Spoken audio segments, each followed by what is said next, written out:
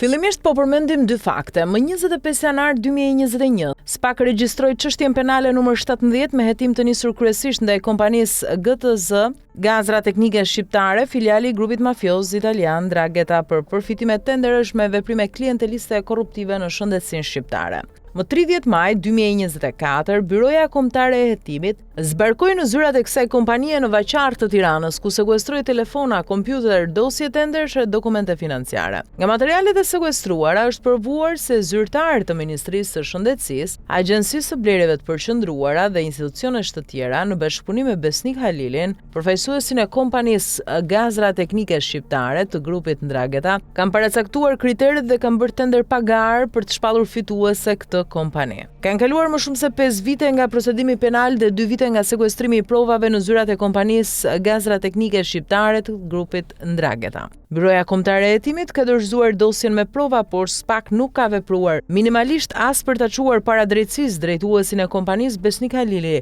të njohur si Niku i Ndranghetas, dhe zyrtarët që janë përfshirë bashkë me të në aferën e tenderve rreth 60 milion euro në total. Ndërkohë që SPAK nuk po vepron duke mbajtur të ngrirë dosjen hetimore, kompania GTZ vetëm gjatë periudhës maj 2024 mars 2026 pas sekuestrimit ka marrë edhe 13 milion euro tender të tjerë pa gare, kontrata 98 deri në 100% të financimeve limit për furnizimin e shëndetësisë me oksigjen mjekësor të disa institucioneve me gaz. Madje edhe në muajin prill 2026 kjo kompanie ka filluar me 5 tender të tjerë në vlerë totale 800.000 euro, të dhënë pagar nga Ministria e Shëndetësisë, spitalet dhe drejtoresha e operatorit blerjeve të përqendruara Arlinda Pogaj. Drejtuesi të SPAK-ut Klodian Braho po i bëjmë këtë pyetje. A do t'i kërkoj prokurorit të çështjes të nxjerrë nga sirtari dosjen e aferave me tenderët e shëndetësisë që janë dhënë kompanisë GTS të grupit mafioz Ndrangheta? Ndërsa pyetja logjike që po bëjmë është kjo.